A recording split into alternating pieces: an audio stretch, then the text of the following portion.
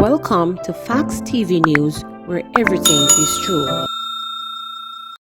3 injured in multi-vehicle crash in St. Anne. 3 persons were rushed to hospital following a motor vehicle collision in St. Anne on Tuesday. A member of the St. Anne's Bay Fire Department reported that the incident occurred near the Mystic Mountain Adventure Park in Ocho Rios. Their injuries are not believed to be life-threatening. A video of the incident has been circulating on social media. The video shows passersby trying to remove an individual from the manned vehicle. It was not immediately clear what caused the accident. Nasty people. While the authorities in the parish of St. Anne continue their assessment of the damage caused by flooding on Tuesday, they are blaming illegal dumping and the improper disposal of construction material for much of the woes experienced. The constituency of St. Anne Northwestern, where Runaway Bay and Cardiff Hall are located, were hardest hit, said Sidney Stewart, chairman of the St. Anne Municipal Corporation. He charged that bad practice in the Cardiff Hall area contributed to the heavy flooding of Runaway Bay Square, which caused a major traffic snare and left several commuters stranded on the usual busy thoroughfare. Stewart, who said the water in Runaway Bay Square rose about 4 feet, said that we could see bad construction practices where people clean the land and dispose everything in the gully at Cardiff Hall. There is also, of course, domestic garbage that comes down and creates the blockage, and it spread right across to those interior roads in Cardiff Hall and created a big mess. The Runaway Bay Road was eventually cleared by representatives of the municipality and the National Works Agency. What was good about that is that the public roadways were not damaged. It was simply a lot of debris coming from over the Cardiff Hall. That's what the investigation shows, Stewart insisted. There was damage, however, to some of the infrastructure in other communities, such as Chester, Spicy Grove, Mount Zion, and Mines. Stewart toured the affected communities in St. Anne Northwestern on Tuesday and promised to also visit Ocho in St. Anne Northeastern. He told reporters that councils throughout the parish have been asked to inform the municipality of any damage caused by the heavy rainfall in their respective divisions. We have asked for the information to come in. We will then compile and estimate and talk with the Minister of Local Government and Rural Development to see what assistance we can get for them, he added. In the meantime, Member of Parliament for St. Anne Northwestern Crystal Lee lamented that illegal activities that resulted in heavy flooding, especially in Runaway Bay Square.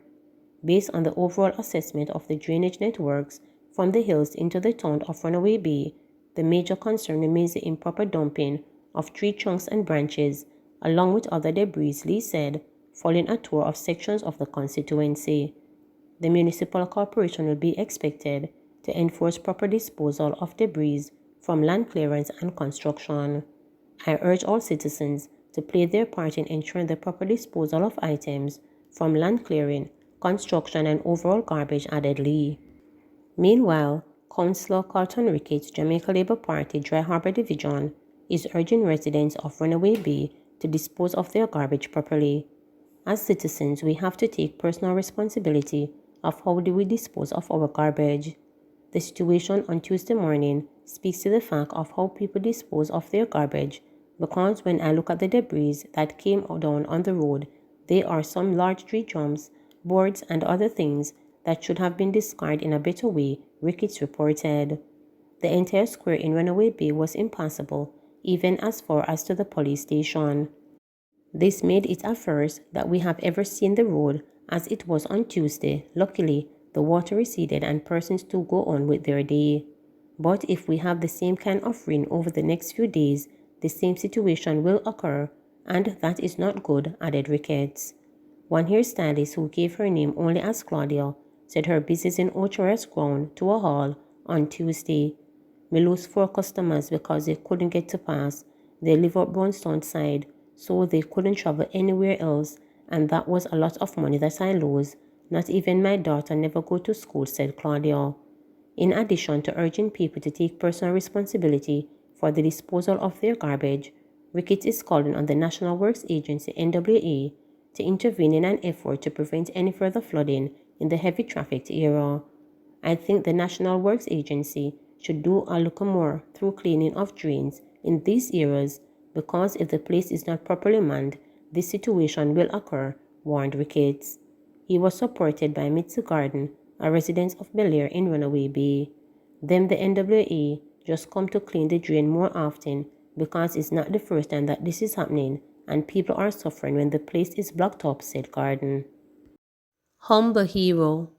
Man held for bravery in bid to rescue executed contractor. The heroics of 30-year-old Kemar Doggy Campbell Wednesday had led to him being hailed as a hero after he mounted a utility pole to the rescue of a Jamaica Public Service Company JPS contractor electrocuted by power lines in his Arnett Gardens community. Campbell, a resident of 8th Street in Kingston 13 community, was inside his home about 10 a.m. when screams outside alerted him to the unfolding tragedy. After rushing outside, he saw Ainsley Scott on fire atop a light pole, hanging upside down and helpless. With no prior knowledge of or training in electrics, the humbled man sprang into action to assist the man unknown to him. Scott, employed to M&O Traders, one of the JPS emergency response contractors, was responding to a customer issue in the community with a colleague when the incident occurred. Residents reported that they have been without electricity since Tuesday. Me ask the man, him colleague, if him na help the bridging down, and him say him na have nothing to help him down. And me say what happened to the ladder, him say too short. So me tell him to reverse the van and put the ladder on top, and me go up there, Campbell reported. Campbell worked alongside and in some instances instructed both the JPS crew on hand and the firemen who have arrived not long after on how to get Scott down from the pole. Me feel good still to go up on the light post to help the man. Me have a best friend we deal with current, so most time me there on him. Me did have fear, but me look and realize that all of the current that was on him gone, Campbell reported. He needs to get an award. God send him people for them help, said a relieved female resident who it was all over. Another resident, Derek Nelson, hailed Campbell as a true hero, expressing disappointment at the JPS crew and the fire response team had not done more to assist. Two young men, blank them mind, say them have to save this man, jump up on the post and go up there and hold up the man's head for a longest while. It's almost an hour before we get a brigade truck, and when them come, them don't even have a ladder, not even a bucket, to get up there to save the man's life, Nelson said, adding that the other men followed Campbell's lead in the rescue mission and team spirit was built. The firemen don't go all now, to cut the wire and let down the man, as citizens hold him with a tarpaulin and a sponge. Everybody panicked, but the citizens did not panic.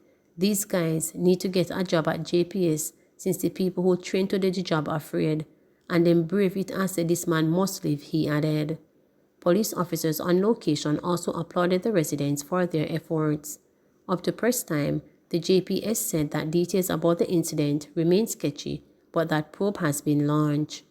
Kerry Gale Forbes, acting public relations for the Jamaica Fire Brigade JFB, reported that its staff are highly equipped and trained to deal with these matters, adding that whenever there's an incident that involves high-tension wire, the lines have to be de-energized by the JPS before a fire crew could attempt to do anything. Forbes said he was informed that when JFB team got there and did their assessment, they realized the power line was still energized. You can't commit to putting other persons in danger in trying to effect a rescue with an energized line.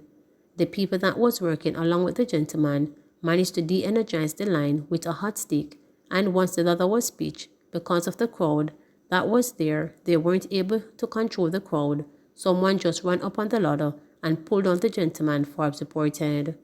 MOJ Traders Limited Director Marvin Turner told reporters that up to 6 p.m. last evening, he had not received an update on Scott's condition.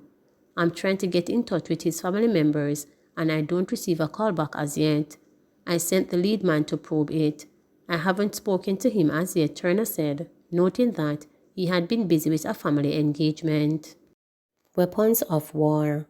Displaying a seized AK-47 rifle at a news conference on Tuesday afternoon, Police Commissioner Major General Anthony Anderson made the point that local criminals are well equipped with weapons of war, but said the strategy and intelligence gathering capabilities being utilized by the Jamaica Constabulary Force JCF are bearing fruit, as seen in the siege of 88 guns in January, the most over 1 month for a long time. The Commission also insisted that cops will not relent in their efforts to seize more guns and said these strategies, coupled with soon-to-be implemented amendments to the Firearm Act and the Bail Act, should produce much more results. The 88 guns seized last month included 13 rifles and 59 pistols. 13 rifles is the most we have seized in the month of January since before 2011. We have also seized 59 pistols, which amount to an overall of 17% increase in firearm seizures, he told reporters. This is what an AK-47 looks like, General Anderson said, his hands covered with what appeared to be an industry-standard blow-neutral gloves as he showed the weapon.